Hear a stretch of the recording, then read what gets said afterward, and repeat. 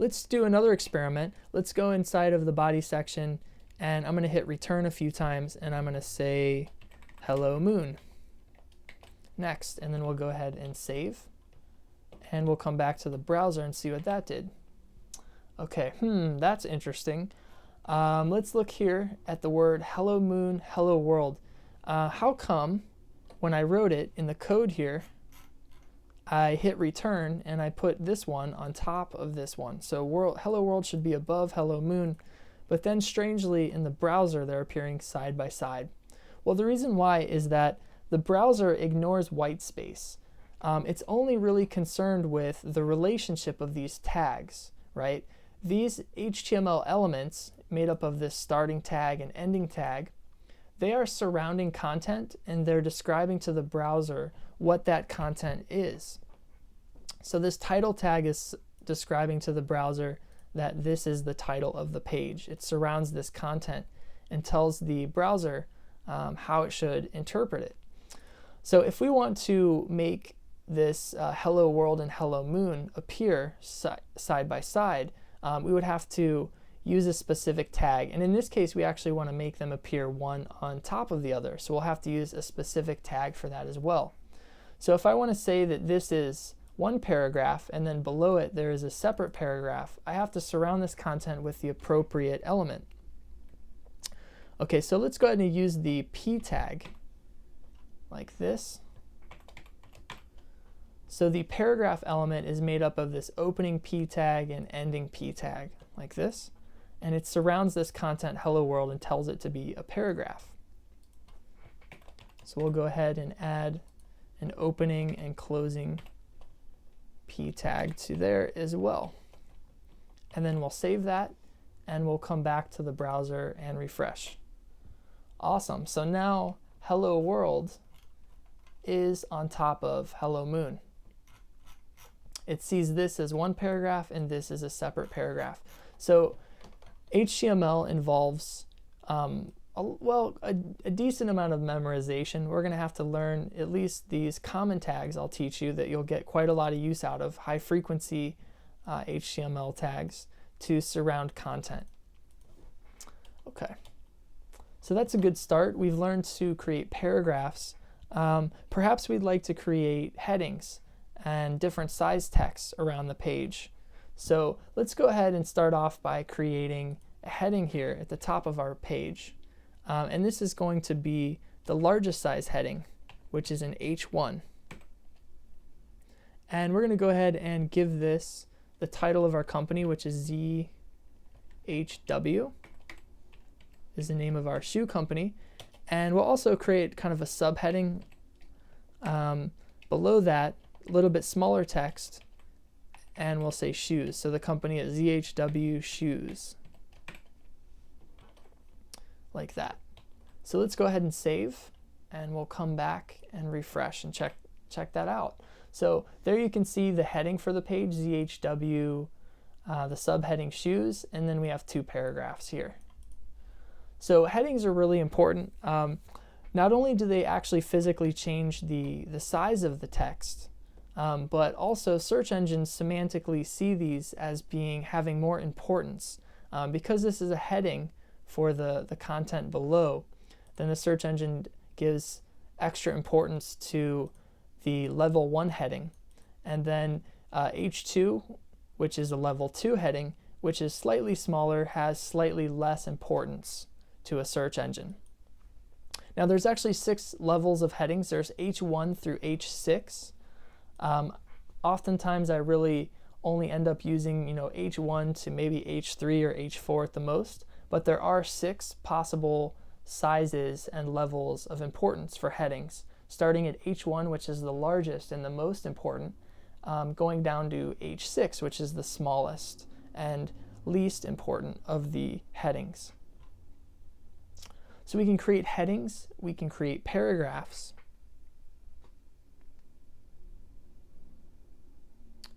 Let's also look at place filler text.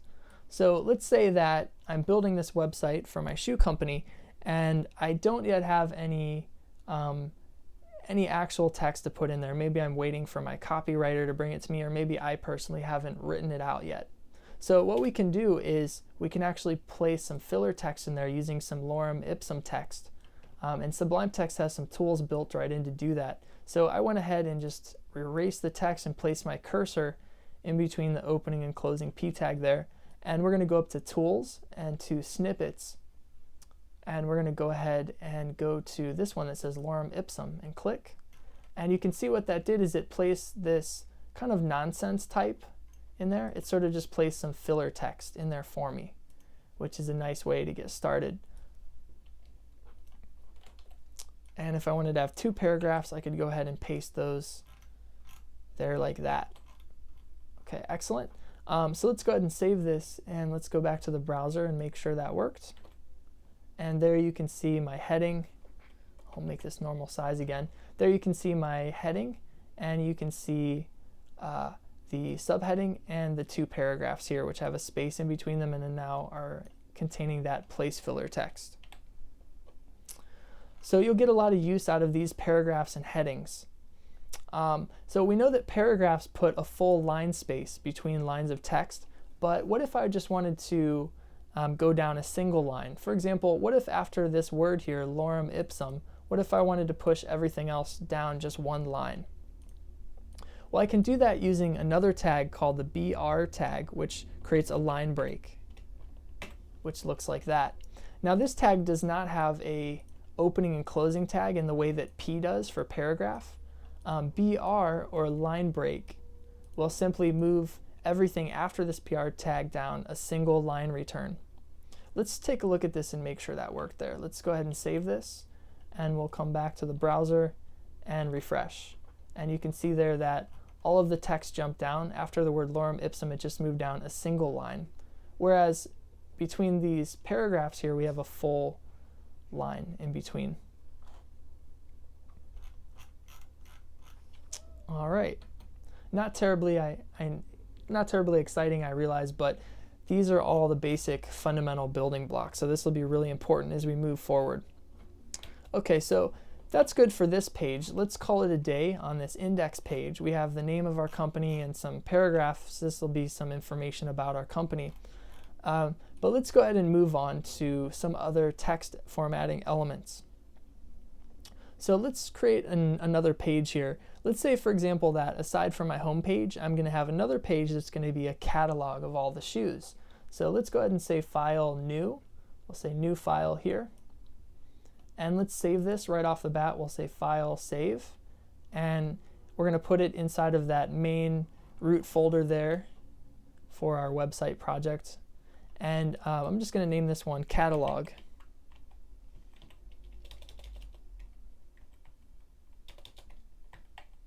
Like so. We'll call this one catalog.html. Don't forget the appropriate file extension. So now that I have the index page, all these other pages, I can really name them whatever I like.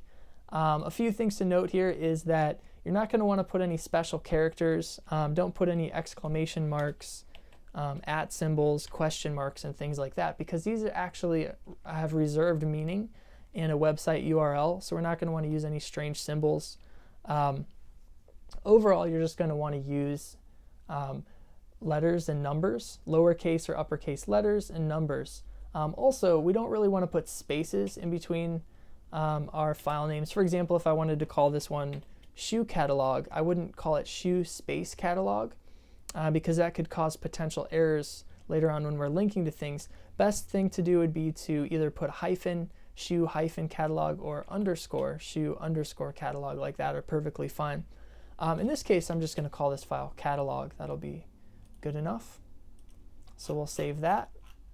And now I have 2 files here, and each one has a tab. This one's called index, and this guy here is called catalog.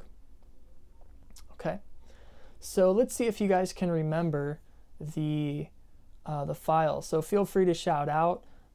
This first file that we always put at the top of every HTML document, what it does is it tells the browser what version of HTML we're using. So feel free to shout out the answer. That's right. This first tag is called doctype. And how do we tell it that this is an HTML5 document? We just say doctype HTML, just like that.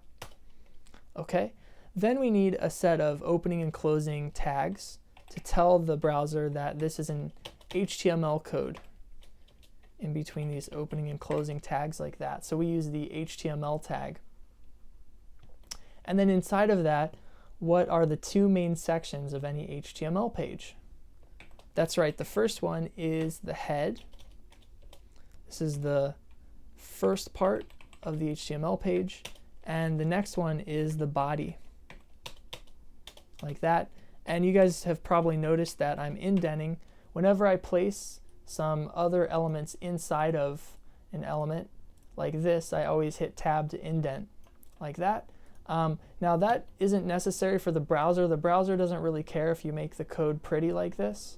In fact, you could even put all the code on one line and the browser would still render everything, because the browser is just concerned about this relationship of what's inside of what and what tags are surrounding what content. But what I do is, as a best practice, I like to indent whenever I nest or I go inside of another element like this. And this makes the code much more readable and easy to see this relationship of what's inside of what. Okay, great. So we also learned an element for putting the title of the page. So we'll add that there. We'll say title. And this one will have a similar title to the last one. Let's go ahead and call this one ZHW shoes. And what did we write before? We wrote bargain footwear wholesales. And this page is the catalog page. So I'll just go ahead and write out the word catalog like that. And then don't forget to close the title element like that. We'll say less than / title to close that out. And then inside the body, this is the viewable area of the web page. We'll put an H1 in here that says ZHW. And we'll put a subheading that says shoes. Oops. Starting to type a little goofy there. Okay. And then inside of here, maybe we'll have another paragraph with like place filler information. Do you guys remember how to add the place filler text?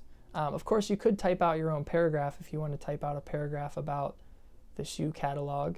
We'll go ahead and just go to Tools, Snippets, and we'll throw in a lorem ipsum snippet like that. And that'll just make some place filler text. Cool. All right, good to go. Let's learn about some other text we can put inside of here. Let's go ahead and create a list.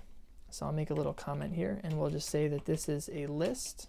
And the type of list this is actually is it's called an unordered list. So occasionally you'll have the need to create a list of items. And maybe items that are in no particular order, perhaps. So for example, we'll say, let's imagine that we're creating like an archive for our shoes. So you can look up all of the shoes. So maybe I'll create a heading first for that. And we'll go ahead and say shoe archive. And then we want to create just a list of items that are going to represent all of the shoes for a particular year. We'll make a subheading here for the year actually. We'll go ahead and say 2013, like that, /H3. Okay, so to create an unordered list, what I do is I use a specific tag called the UL tag. UL standing for unordered list. And it closes like that, /UL. Okay, and then we're gonna go ahead and go inside of the UL tag here, and every list element here, like this one, requires that we put another child element inside of it. We nest another element inside of it called LI, which stands for list item. So here we can put some different list items. In this case, we're going to put all the different months for this year are going to be a list. So we'll say that this will be for December. and we'll make another list here. We'll just make a few months. We don't need to make all of them. We'll say this one's for November. So this will be kind of like our blog archive of all the different shoes. Let's create another list item here. We'll say another list item. Here is the month of October. Okay, great. So let's go ahead and save this, and then let's come back out to the browser, and we have the index page open up here, and we haven't yet linked to our pages. So what I need to do is, if I want to see that catalog page, I'll have to drag it into the browser. So I'll go back to that file called catalog, and we can just drag and drop that here. Cool. So we can see there is the catalog page, and the index page is separate tabs there. Okay, so for this page, the catalog page here, we have the shoe archive, which has a year, and then each year will have list items. So you can see here, when we use the UL tag, it indents and creates a bullet for each LI, which is list item. We have December, October, November. Okay, so let's go back into the code and let's see some other things we can do with lists here. Let's imagine that we want to subnest another list inside of here. So let's say, for example, if they click on October or something like that, we want to display another list inside of it. So sometimes we have the need to create a sublist of items related to that list item. So what we're going to do is open up the list item like this and go inside of it, and we can actually create another unordered list if we like this. So I'll just go ahead and say /ul, and I'm nesting just to be clear and show that this is all inside of this list item for October. And inside of October, we're going to make a sub list item for different days. I won't do every day in the month, we'll just do a few just to give you the idea. So we'll say, oh, when we click on October, we want to also be able to click and refer to shoes for this particular date in October. So we'll say that there's a list item for the 17th of October and another one here for the 18th of October, like that. Okay, so this creates that unordered list. Let's see what happened there in the browser. If I come back and refresh, we can see what happens there is we get further indenting, and now instead of filled in solid bullet points, this sublist for the 17th of October and 18th of October have this open ellipse here.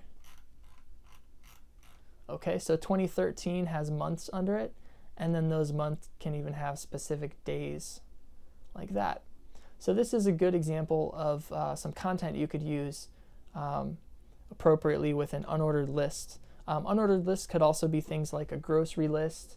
You could put different kinds of fruit or meats that you want people to use in a recipe, something like that. If it's something that doesn't happen in a particular order where you don't need numbering like 1, 2, 3, 4, and you're content just to have a bullet point, you can use that UL element. Okay, great. So there's our unordered list. Let's go ahead and take a look at another type of list, which is in the situation where you do want it to be ordered. So we can make an ordered list here. Okay, down below. So we'll make a different ordered list. Let's say we wanted to make a list for top brands. So I'll just make another heading here and I'll say top brands just to make some text above the list.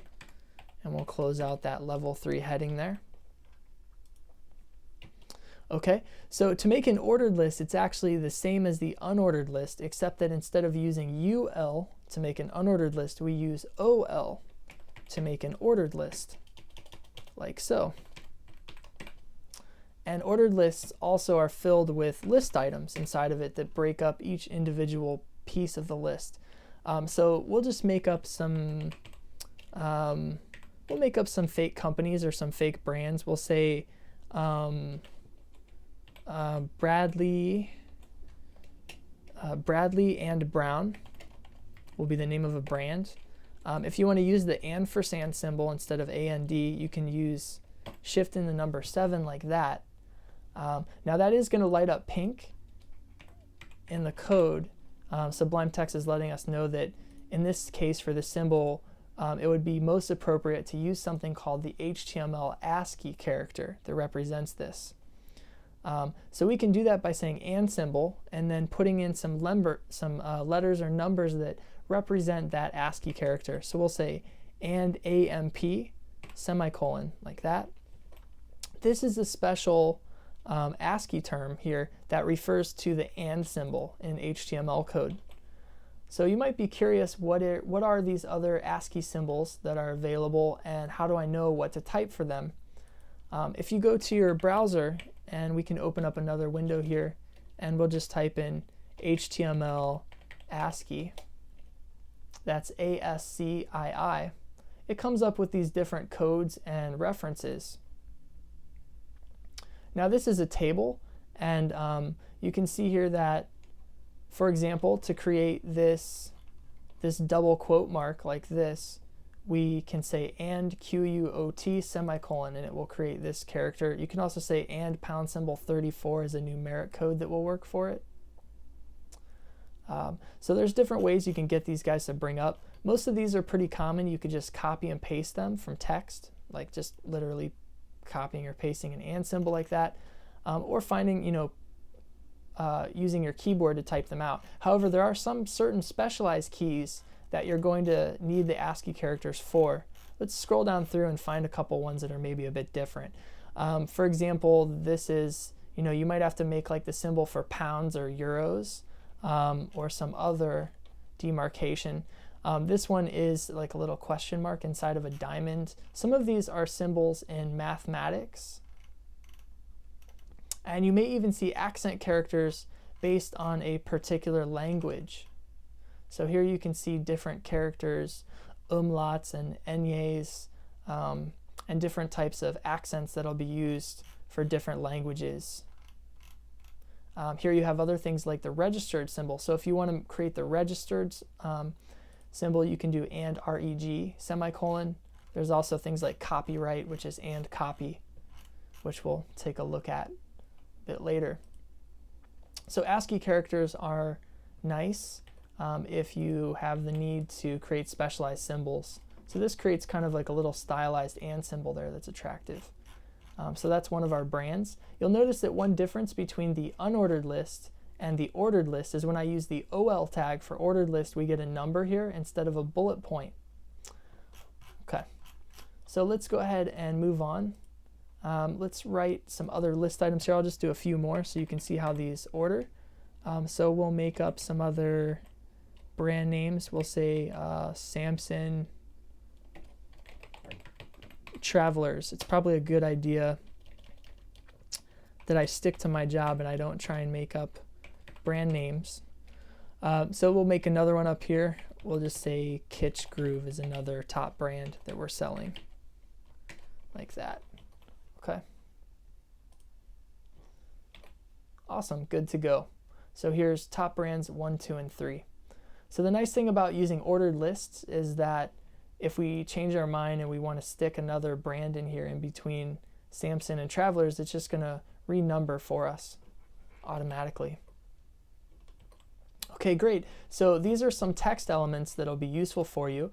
I'm not going to teach you every single HTML element, but I just want you to know these high frequency ones to get started. These are ones that you'll get a lot of use out of. And I do encourage you to go through and check out the provided handouts and the links that I'll post for learning more HTML elements. So there's dozens and dozens of HTML elements, and it'll be good for you to familiarize yourself with the different possibilities of how you can describe content to the browser.